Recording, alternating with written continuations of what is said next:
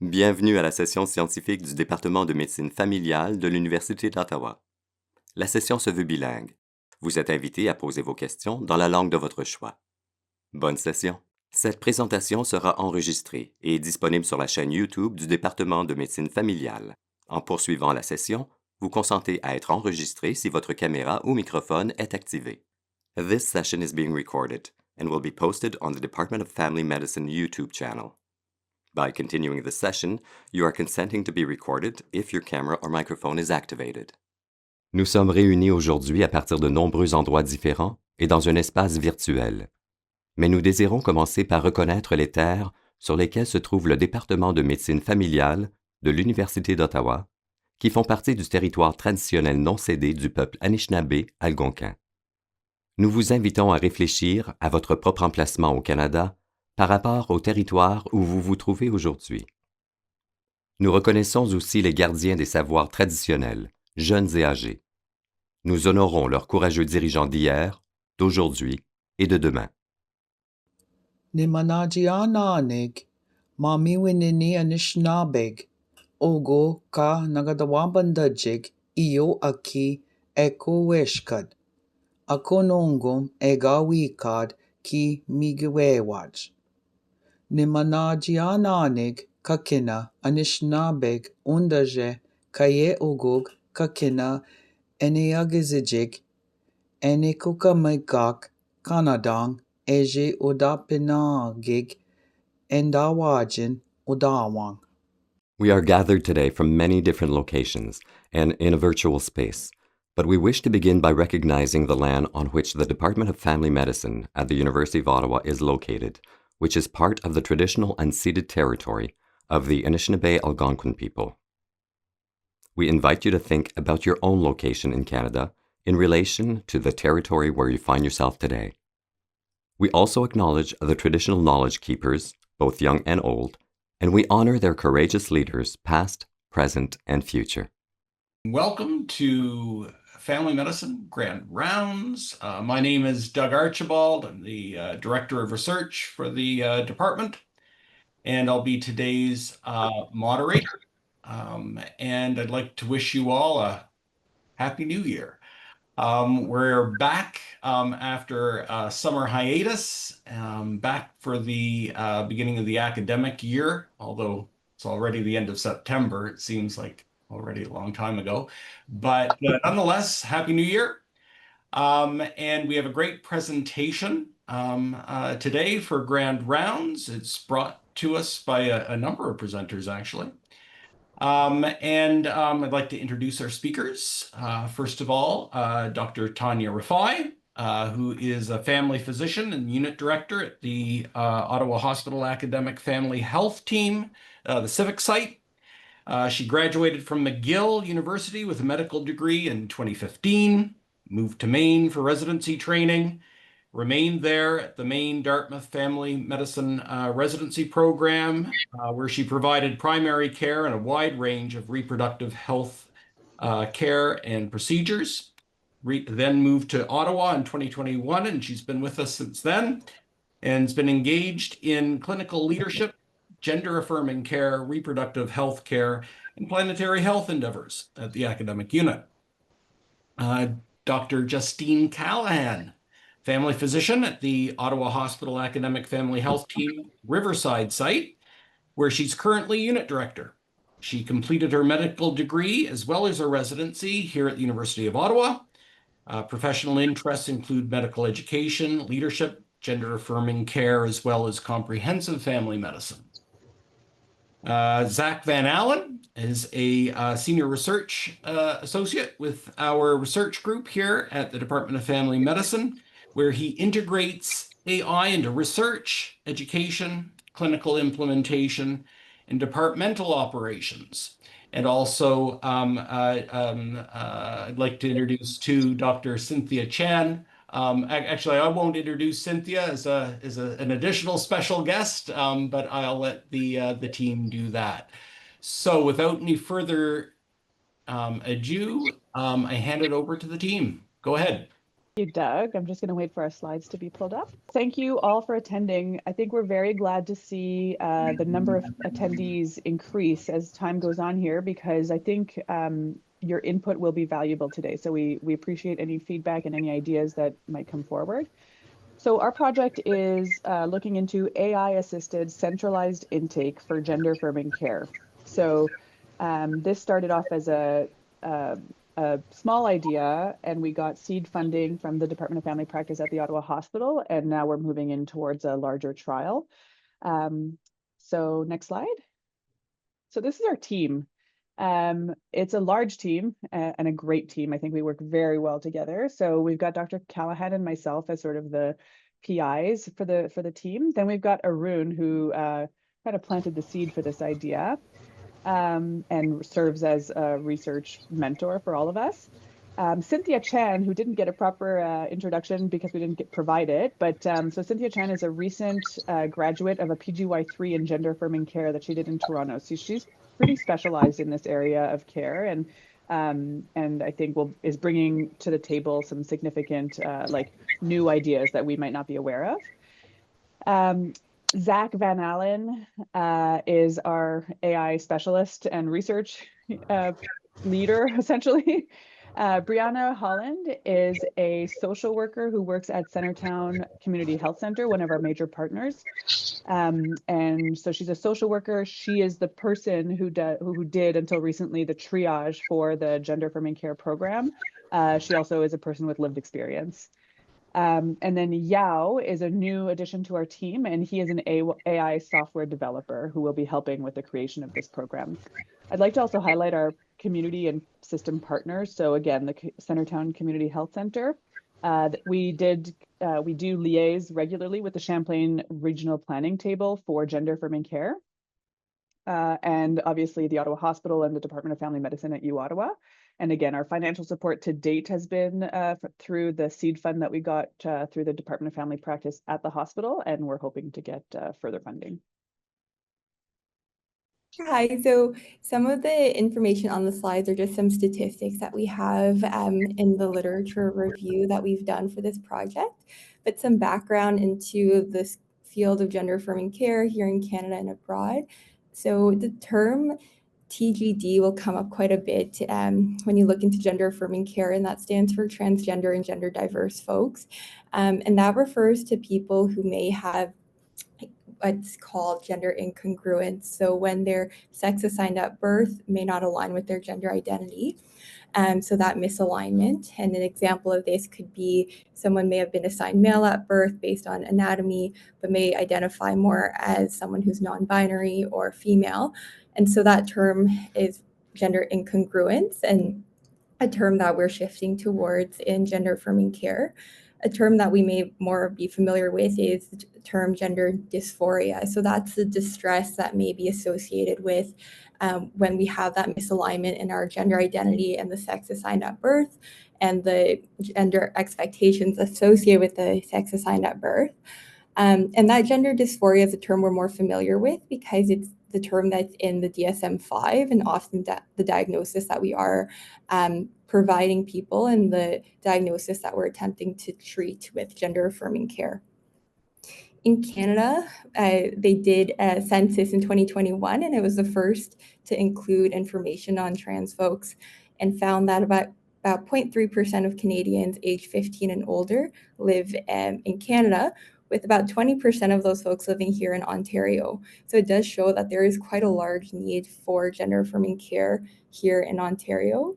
As well, across Canada, there's been about a 10 times increase in the amount of referrals being sent to gender affirming care clinics across Canada in the last decade. So we see that, yes, there's a big population who is seeking this care. And what is gender affirming care? So it can include medical care, which is what our providers here online provide. So that could be in the form of hormone therapy. It can be in the form of hormone blockers. There can be surgical care, so things like facial feminization or top or bottom surgery. And it can also be psychological care, so that mental health care to help with the distress that can be associated with gender incongruence. And we know that gender affirming care has been shown to have positive outcomes across Canada and across the world. And it's been shown that, so some statistics here on our slides is that youth that are waiting for gender affirming care can experience higher rates of mental health comorbidities, including suicidal ideation and completed suicide. So we know that gender affirming care can improve quality of care, it can reduce psychological harm, and can also possibly be life-saving for the folks that we take care of. And so the next slide that Dr. Callahan will address is kind of the barriers to accessing gender affirming care here in Ontario and in Ottawa.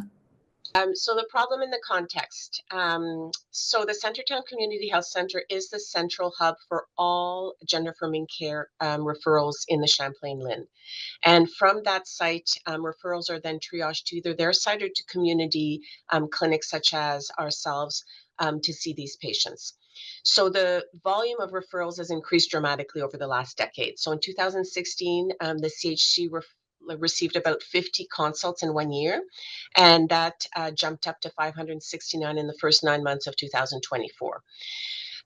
So all of these referrals come into the CHC from our Champlain LHIN, and then we have one single social worker who manually triages all of these consults to determine are they appropriate consults for hormonal therapy, appropriate consults for surgical consults, and then has to decide what they have the capacity for at the CHC and which community clinics can actually accommodate this and what the wait lists in the community clinics are.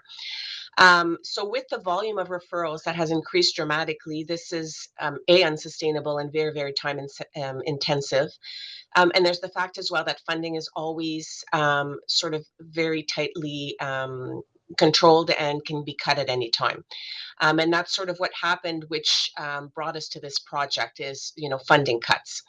So the delay in actually finding providers who can see the patients there's a block here with this one social worker who's manually triaging all of these consults. So next slide.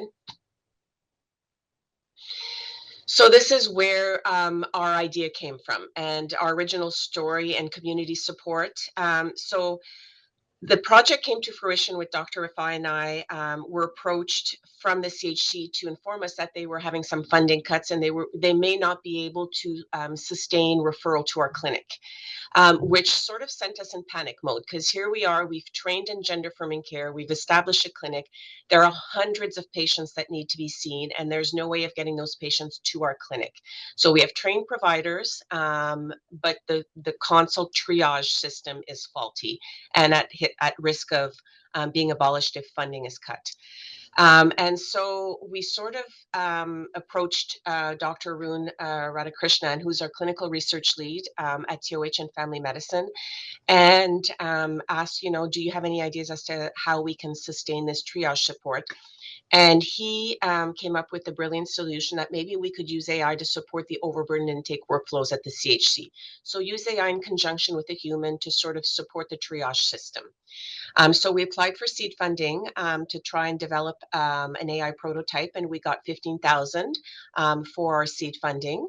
And now we're working on our THAFMO grant application, which we're submitting soon. And so the hope is that we can develop a pilot. Well, we are going to develop a pilot that's going to be able to help us triage these consults. And the thing that's really interesting and that we feel very passionate about here is that this is really a study that has a deep commitment to co-design. So this is a project that lives in the community where we're trying to actually fix a problem. We're designing this together with the Community Health Center. The social worker who does the manual triage is actually working with Zach to develop the AI prototype so that we can ensure that it's accurate. And we've involved the community in our project. So we presented at the regional Champlain planning table for gender diverse health to sort of get consensus on whether this was an acceptable project from a privacy concern.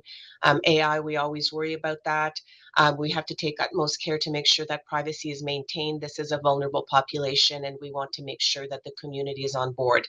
And the reception from the community was very, very positive. Next slide. Thanks, Justine. So there are a few ways that we could address these issues that Justine just described. So one would be to buy an off-the-shelf software solution that probably uses classic machine learning. However, these tend to be expensive, and we don't really have the budget for that. Another option we thought would be to explore the emerging capabilities of LLMs, and that's the approach that we have taken. So we opted for this approach because of its practical potential, although that is an open research question. So we were interested in addressing the research question of whether LLMs are suitable for performing clinical administrative tasks. So the general idea is to develop an AI tool that can exactly replicate the triage and referral task that Brianna, the social worker, is currently doing. So currently, the intake process is the referral requests come through Ocean. So our approach is to just kind of download these referral requests from Oceans into PDFs, and then use an AI to process the PDFs to generate triage recommendations and then route to the appropriate provider. And then given the sensitive nature of the data, we opted for the most secure approach available, which is to use an AI model that's housed actually on premise at Centertown. And of course, we're going to have humans in the loop while we are developing this tool. So our first step was to generate a proof of concept for this approach, because this is all very new. At the time we started, the reasoning capabilities of the AIs were just kind of emerging, and we didn't know if they would be able to do triage tasks by themselves. So the first question we asked was, can these LLMs replicate the triage decisions that the social work is doing currently? And the plan was to adopt a prompt engineering approach. So this prompt engineering is essentially just giving really detailed instructions to the AI so they can give the outputs that we wanted. And again, we just wanted to see if the AIs can match what the current work that Brianna had been doing. So this slide shows our proof of concept approach just in a bit more detail. So on the left, you can see we had mock referral request documents. So these were generated kind of pseudo data by the triage worker. So this is essentially the same kind of data that would be derived from the actual intake. And these documents contain the referral decision. So if this was declined, for what reasons, if it was approved, for what reasons. So the first thing we did was we gave this labeled data to ChatGPT. We told it our overall research objective, and I asked it to generate the decision rules that would lead to the correct decisions using these mock data. So this process generated a list of, or a set of 10 rules that represent the triage logic, and it was formatted in a way that we could give these instructions to the AI and have it perform the task. And finally, we took this triage logic that the AI generated, and we had it verified by Dr. Rifai and Dr. Callahan, who confirmed that the triage logic was correct. So now we have our triage logic, which is a set of instructions. It's about a page and a half long. So our next test was to ask if ChatGPT can do this. So we took our mock data and we took out the decision rule. So it's just the referral intake data. And we had our decisions. We gave them both to ChatGPT and it ended up producing the correct decision. So that was interesting to us as an initial proof of concept. And it showed that a commercial reasoning model can do this task. But our next question, because we need to ultimately do this on a computer that sits at the community health center, was whether a local model that's housed on a computer, can it also replicate these tasks? So we tried this with a local model, and for the first, I guess, couple months, it didn't really work. And privately, I was wondering, oh no, is this maybe not gonna work? But then recently, about a month and a half ago, there was a new open weight model that was released by OpenAI actually. So it can run, albeit slowly, on a commercial desktop. So we tried that, and it was able to actually replicate the decisions. So this was kind of our proof of concept that an AI, if you give it the right instructions, can replicate the tasks that are performed currently by the social worker. So briefly, I thought I would just kind of talk about the model that we're working with because I think it's interesting. So the model is open weight, which means you can download it, you can run it on a computer, and it's not connected to the internet. So what I think is interesting about this model is that it performs very well on health benchmarks. So this chart here on the bottom, this is a benchmark test for clinical reasoning. And you can see the physician references here, physicians by themselves, physicians with using AI tools. And this model outperforms those groups on general kind of reasoning tasks. And as we've kind of been experimenting, we also see that if you can give it good instructions, it can do clinical administrative tasks as well. So I think this is notable because this was only released kind of 2 months ago, and this is all very new capabilities. But I think we're really just kind of scratching the surface of what these general kind of thinking programs can do. And now that you can take them and run them locally on a desktop computer. I also just wanted to talk briefly about our approach to using local models. So the main benefit of having the AIs just run on a computer and not running on someone else's cloud services is the privacy. So there's no way for the data to kind of leak elsewhere. There's the risk to PHI is the lowest that it can be. I don't know if people have read in the last month or two, Microsoft talked about how they would give away Canadian healthcare data to the US government if they asked, even if it's on Canadian servers. So this approach of using local models really is the most secure approach that we can use. So that is a key kind of component of our approach. And where we are now, so we have a proof of concept where we can give one big set of instructions and that works, but it's a bit inefficient and a bit slow. So now we're working on breaking down the workflow into separate components and then seeing if smaller models can kind of work together to replicate the performance we've seen with the larger open weight model. So that's the status of where we are right now. And we've brought on board a AI software engineer to help us kind of take it from here. So in terms of our study design, we obviously have a phased rolled out strategy. So the first part has been completed, which is the mock data testing. So this is where synthetic or made up data was done. And we had our prototype AI model and working with Zach and Brianna, who's our social worker at the CHC, who does the manual triage of the consults, to make sure that our prototype AI model was coming up with the exact same decisions as the human who was triaging, and that was proved to be 100% sensitive and specific. Our next step, so we're now approving for our, we're applying for RAB approval. And so starting in January, we're going to be taking real data with patient consent, obviously, and then retrospectively looking at that data to test our model. And this is going to be sort of cyclical in terms of fine-tuning the model and picking up any potential errors and redefining and making more sensitive and specific so that the model is perfect. And then the third phase is our controlled trial, where we're going to have 3 arms. So we're going to have Arm A, which is our on-premise AI model, Arm B, which is a commercial AI model that Dr. Rifai is going to speak to in a minute, and Arm C, which is our gold standard, or human who is manually going through those referrals.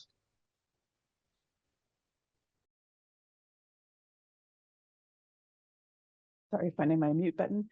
Yeah, so essentially the third phase of the trial will be more of a prospective approach, and it would compare our on-premises AI, commercially available AI, which one of them is Felix, that is already in use in the Ottawa area. We've met with representatives from Felix. We've met with people who are using it clinically, and essentially it is machine learning. It costs about $700 a month, which is cost prohibitive for programs like this. And it may, in the interim at least, provide immediate triage relief while we're doing this study, which is something, but essentially we're using it as a comparator. And then the third would be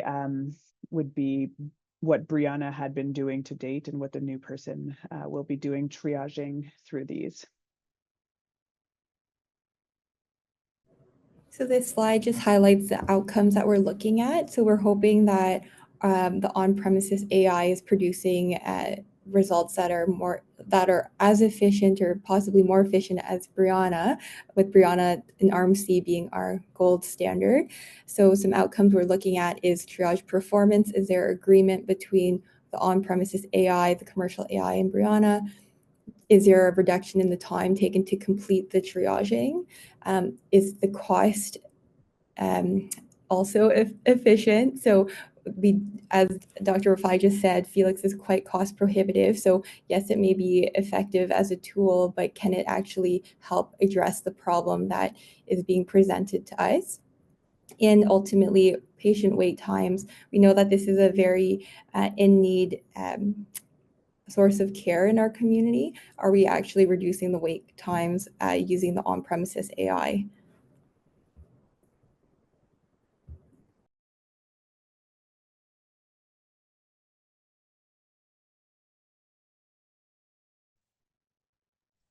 So in terms of our timeline, we have started essentially phase 0.0, and we're currently at phase 0.1, where we are sort of finalizing our REB submission and approval, hopefully. And then we're going to start working more with our AI developer. We're going to annotate referrals to include and to get consent from patients, both retrospectively and prospectively.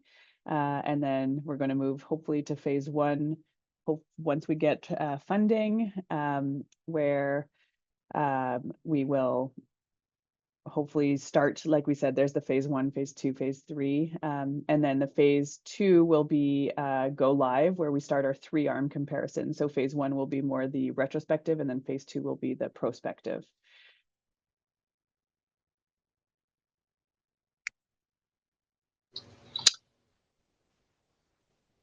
Is this mine, Zach? Yes. Okay, sorry, I'm losing track here of the slide. So moving forward, I think what we're hoping to see, we all know, all of us that practice in primary care or even in specialized care, know how fragile our health systems are and our clinics are in terms of referral triaging. So we often depend on one clerk who sort of knows where to send things, is in touch with all of the community physicians, and manually does all of this work. And really, it's not a sustainable health system to depend on one clerk and the finances to that clerk, especially when there are healthcare funding cuts. And so we are hoping that this shows to be an effective solution to complement a human triaging consult so that we can reduce the burden and increase efficiency for all sorts of services, whether it be ortho, whether it be GI, province-wide. So this is the hope moving forward, that this project will be applicable to many more sort of community clinics, health systems in their province. And so we're in the process of applying for a THAFMO grant, and we're very hopeful. Oh, I forgot to mention that we're onboarding also an AI software engineer. So that's new, but someone who's got over 15 years experience, Yao, who is also going to help us sort of develop this AI protocol. So thank you, everybody. I hope that you enjoyed the presentation, and if you have any questions, we'd be more than happy to answer them. Wow, Taunia, Cynthia, Zach, Justine, great presentation. If you don't mind, I'm just going to start with some comments and questions here. I think what you've really highlighted here for this type of AI activity is the human element too. Especially with the developing the synthetic data and so on, and testing, and really throughout. There's the need for the human intervention. And just as I was looking at your study design, it sort of dawned on me about 20 years ago, there was a simulation study. It was Stan Hamstra and a urologist, Yamamoto. I can't remember his first name. It's well known. And it was a simulation study where they did a comparison. It was a randomized trial like this. And of course, the the objective was learning. So there is this urologic procedure in the simulator that cost hundreds of thousands of dollars at the time. Again, this is 20 years ago. And Stan replicated this by going to McDonald's and getting some straws and so on, and like a tray. And anyways, for about $20, he was able to show that using this simple design had the same learning effects as this hundreds of $1,000s simulator. And and I'm looking at the comparison of this, like, as you're going to be looking at like Felix and then the on-site AI, and you're going to be doing a similar kind, whether you get the same results. So I mean, who knows? But again, it's the elegance of the design that will hopefully show your effects. So, anyways, that just dawned on me as sort of a comparator. So maybe we've got a game changer here. Anyways, those are just some comments. Congratulations. This is awesome work. Very important, really rigorous and well designed. And I must say, a beautifully organized presentation this morning. So I realize that you are now in the midst of drafting your ethics review application. I'd be interested in what arguments you're using to defend the second arm, the Felix arm of your proposed trial.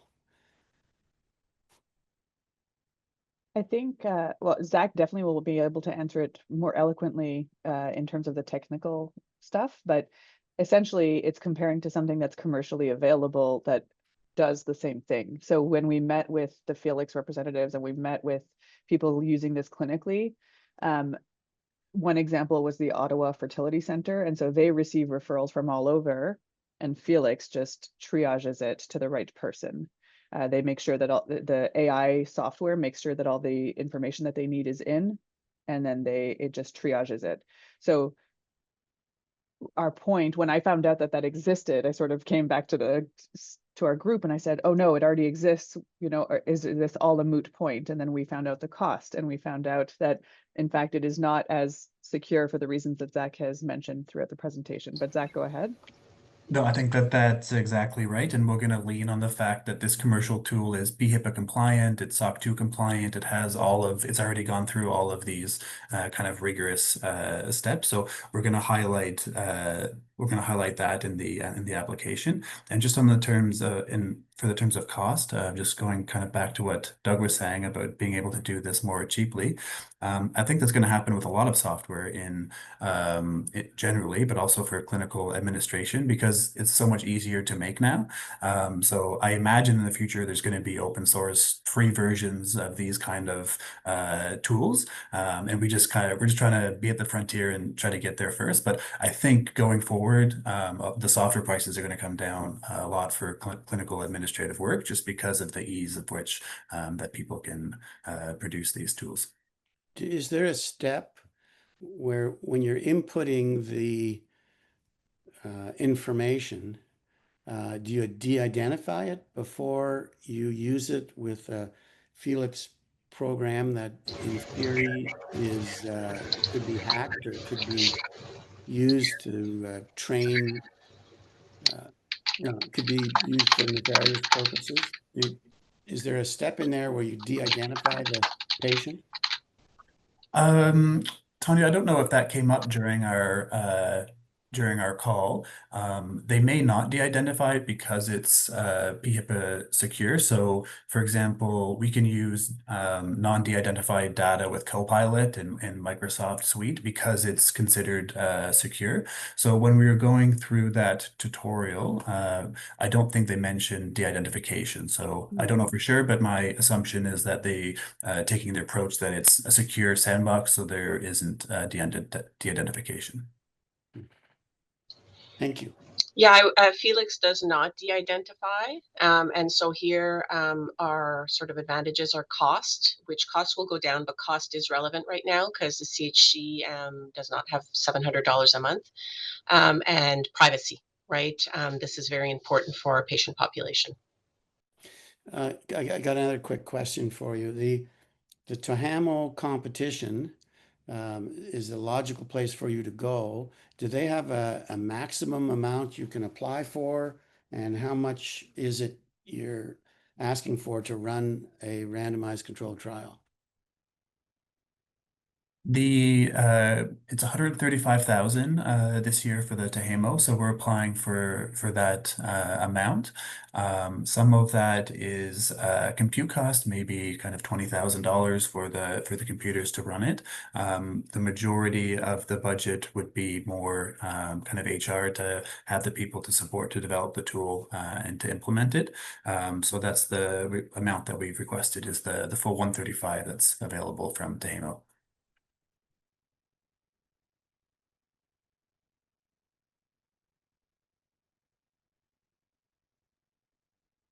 Leah, go ahead. Then Sathya. Good morning. Can you hear me? Loud and clear. Awesome. Okay, first of all, I just wanted to say, I think this is so cool, and count on family doctors to do pragmatic research that really actually solves problems that is facing specialists on a more regular basis. I think that kind of speaks to the awesomeness of family medicine. So way to go to your group. Just to like devil's advocate here for a second. I'm wondering if you're going to at some point be asked this question, and that's why I bring it up, and you don't even need to answer it. But I'm just like, I know why you're doing this population. I understand the context. But how do you answer to like an REB or publisher or whatever who says, why did you choose the most vulnerable population to run this study on? Why didn't you choose a population where concerns about, data breach and that kind of thing it is sort of like less monumental, I guess I would say. Anyways, I was just wondering, that was a thought that flew into my mind. But overall, I'm just like really proud to work with you. Sort of solutions oriented, pragmatic people doing really cool research that is kind of game changing. Way to go, team. I guess thank you, Leah, who's our cheerleader here. I appreciate the positive feedback. From my perspective, I think this is where we had the problem. This is the vulnerable populations are the populations who typically we have to advocate for the most. And if we can prove this to be effective in a patient population where we have to maintain the utmost privacy concerns, then we can use it anywhere. So I think that's the answer from my perspective. I was just going to add, like, 100% that has been my personal primary concern.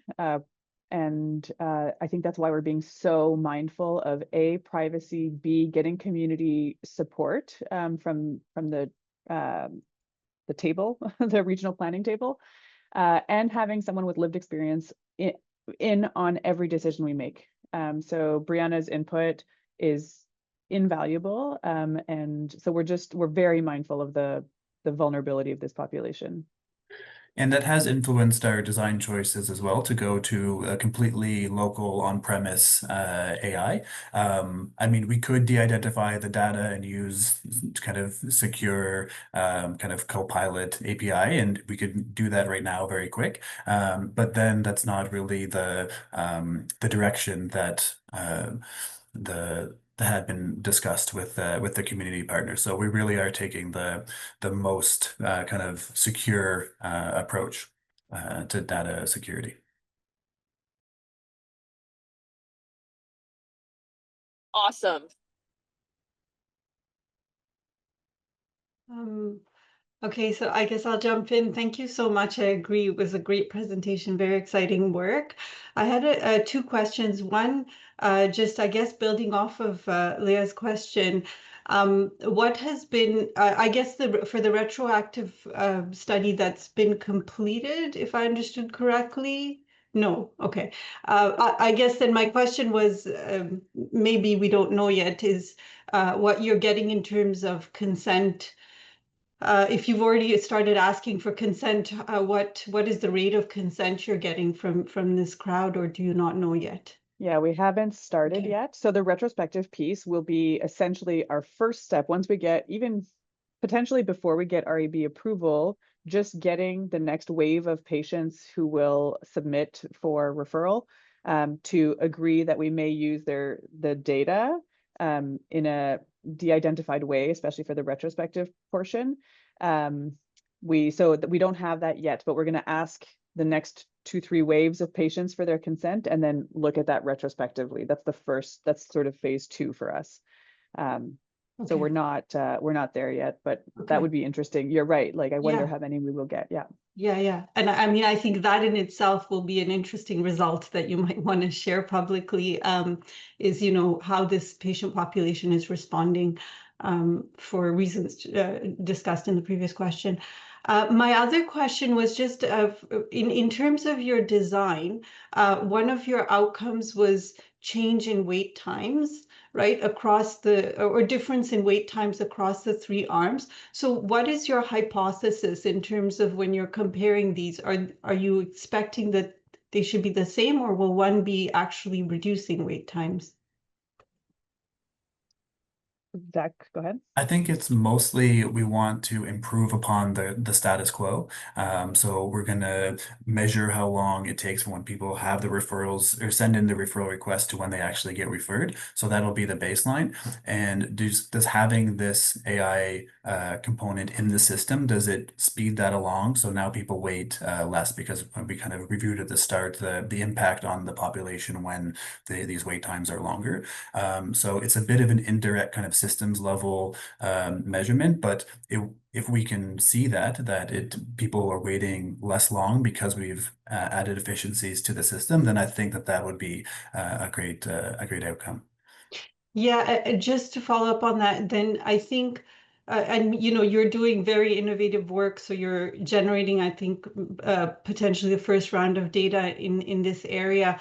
But obviously you need you need the power to detect a difference, and you may not have the data to calculate that yet. So that might also be something you want to think about in the way, in the type of data you're generating through the study, is how big might that difference be? And so, for the larger next steps, ensuring that you have the sample size to detect the difference you're interested in. Mm-hmm. That's a really good point. We'll do those calculations and we'll base them off the minimal effect size of interest. But in this group, I think any small effect size may have kind of important consequences. So that's a good point, and we're going to need to do those calculations. Yeah, and I think just my final comment is, you started off by saying the funding has reduced, and so the human will not be there anymore, right? So I think that's another important point.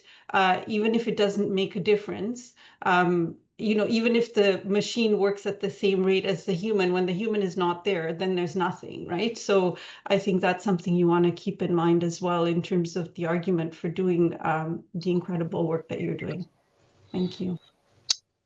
I was just going to add that that's a really, really good point, and that's exactly what I was going to say. So that, I think that's really great for us to look at the wait times, but the fact that the funding was cut for the social worker, so we actually have a trained provider in the community whose clinics are empty because he has no way of actually obtaining the patients in a sort of like an organized fashion, right? So he's actually advertising on Facebook, I have openings if any physicians in the community have patients for me. So even if our wait times are not reduced, just the fact that there's a system that aids that individual, the social worker who's manually triaging, should her funding get cut, provides sort of a safety system to be able to provide the care and sort of distribute the patients in a more equitable manner. Thanks. Arun, you had your hand up earlier. Do you still have a comment? I was just going to comment on the referral process. Right now, the volumes are so high that they actually only process referrals every 3 to 4 months. They're just overwhelmed otherwise. And if we can imagine a position or a place where AI can do this faster than a human, more consistently than a human, then we could see a scenario where referrals are processed in real time. So rather than someone right now putting their referral in and waiting 3 to 4 months before it even gets processed, looked at for triage, it could be processed that night, right, using an AI system. So that's to answer that question that you had around why are we looking at time and what are the time components there? Great. Thanks, Arun. Arya. Good morning, everyone. Just congratulations. My name is Arya from Ottawa Hospital Research Institute. Excellent work. Congratulations, Zach, Arun, and everybody. Just wanted to provide a 2-cent maybe ammunition when you go to RAB so that you can make an argument. One is that if you I have worked with eConsult, in the past, and the data can be anonymized at source, and then you can use the anonymized material for training, which is mostly the concern. And then it doesn't have any harm to say in the productionized environment, you used a trained model based on anonymized data, but when it goes live, that model that is already trained is using real data. So then when it is at the phase of the production, it doesn't do any training anymore. Then you have an argument there to say, well, this non-anonymized data is not being used as training material at the so that it wouldn't have that privacy and security issue with it, if you know what I mean. The other thing is that you also can mention that this assistant AI piece is alongside the human, and it would take away the edge from the shoulder of the system, so that it would you always have that vetting of a so-called human in the loop, so that you have that extra security along the way alongside the AI. Still would give you the business case of economic saving costs, but you're not totally discarding existence of human. That's another point. The other thing is that the frameworks that use agentic development, you could also make an argument to say systems such the frameworks such as RAG, you are only using the generator piece when it comes to the production, so that you are not using the understanding piece. So you are not fine-tuning or any sort of training in terms of the real data. So those are the 3 aspects, among others, that I don't want to take too much time for technical talk, but just you can if you want, we can meet and I would help you more with that. Thanks, Arya. That's really great feedback. I think we're going to argue that we're doing everything locally, so that's going to really help with the security issues, and that we won't be actually training the models. It will just be kind of fine-tuning prompts. So as you were mentioning, there's not a kind of concern about sensitive data leakage. And on your point about framing this as a way in a way that we're not taking away an existing human's work that they need. We're going and doing finding the work that people are overburdened or that's just not being done. So I think that's a really good way to frame it. So thanks for that. Yeah, sorry, just keeping it within the walls of the hospital and so forth is important. To your point, just give you a heads up. They may say, well, any data anywhere used for training is not allowed. So just be conscious of that. Be ready. I'll be ready. Thanks. Arun, did you have a reply? Actually, it's less of a reply, more of a question to Arya. You mentioned anonymization, and is it okay if I go ahead, Doug? Oh, yes, please. And Okay. then Bill after you. Yep. Sorry, Bill. So Arya, the anonymization, I think, is an important piece. If you can just share with us the tool or process, that would be helpful. Because I think that's an important question for anyone else that's thinking about doing this kind of AI research, right? Like, how do we access data to train on, to test on, right? So what is that anonymization we can use, or is there a process of synthetic data development? And I know there's a lot of work being done there, but it'd be great to hear your thoughts on that. Yes, you can claim both in your grant. So there are tools, these are established process. You can use tools to anonymize. It doesn't have any reduction in the semantic value in terms of the training for AI. And the other piece also you asked is also available. So you can go ahead and confidently claim in your grant that you will do that. Thanks, Arya. No worries, anytime. Go ahead, Bill. I want to follow up on the question of how much money you're going to have to do your next step of your research. If I understood correctly, you're maxed out at 135,000 from Tahamo. I think that you may face a concern from the reviewers that that's not enough to do a 3-armed randomized controlled trial. And my question is, have you considered asking instead for the money, that amount of money, not to complete the RCT, but to get you ready to go to the CIHR and ask for 750,000, which would be more typical amount for this amount of work, so that you would be able to, have real data about recruitment rates and be able to do your sample size calculations and demonstrate the feasibility of the whole enterprise. I think that could be really good, a really good framing for this. A couple thoughts. So the price of it's not going to be a randomized control trial, and that we're not going to randomize to groups. It'll be more pragmatic. So all of the data is going to be analyzed by the social worker anyway, and then we're going to take that labeled data and do it again.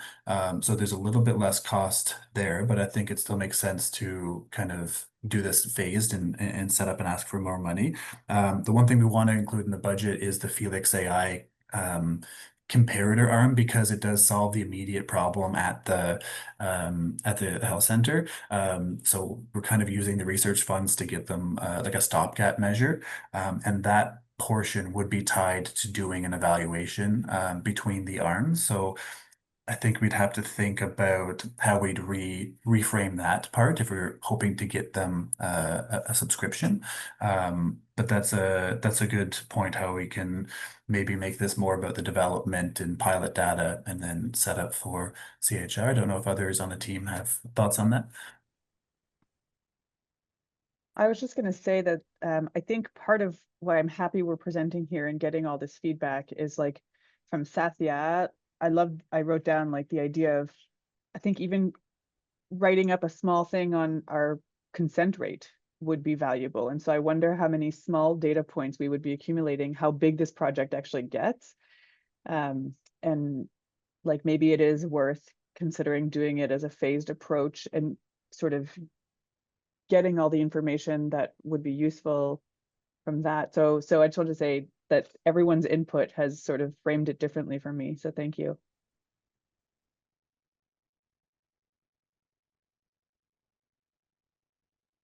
It's just that it's no fun doing even exciting and interesting research when you don't have enough money.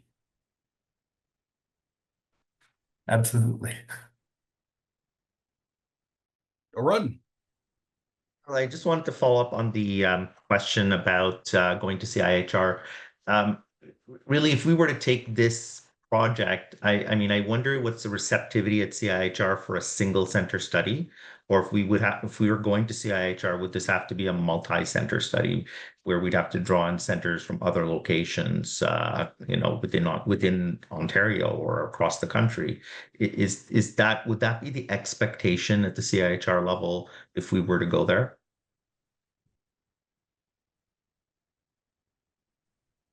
No, I don't think so. Okay. The more would be the better, and you also have a industrial partner that you could add value in your CIHR, and I think you have a very strong case for CIHR. Because the research aspect of it, there is a research aspect and there is an implementation aspect. So you can stress on the research side and also knowledge translation. So there is an aspect to it that you have a knowledge translation, and so you can position it very strongly, both with the research side and the implementation side.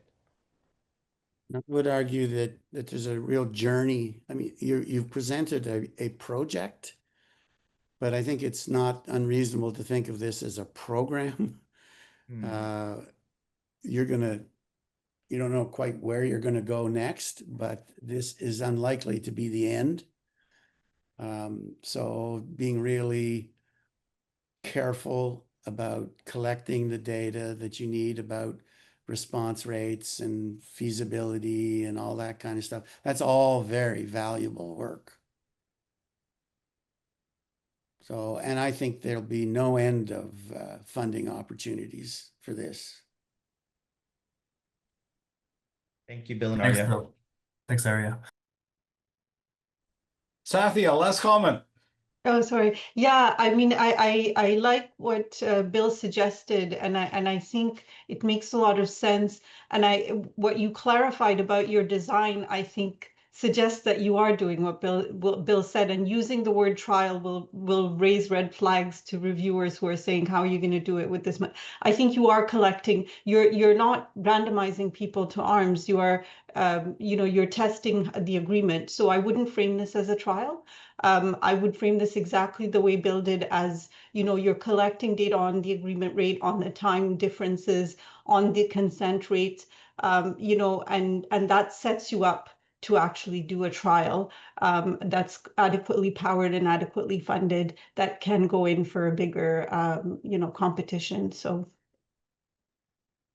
Absolutely. Thanks for tying that all together. I think that really makes a lot of sense. Thanks. Well, on that note, I'm going to bring things to a close. Thank you very much for a very engaging session, and best of luck on the grant submission, and best of luck on the project. To everybody, please remember to fill in the session survey and give our presenters further feedback. And just pointing out our next grand rounds, October 23rd, Kumuna and Wilson, the president at the Briere Health Research Institute, will be speaking. And I can see here too that Farhad and Gary are going to be presenting on their project as well. So until then, all the best.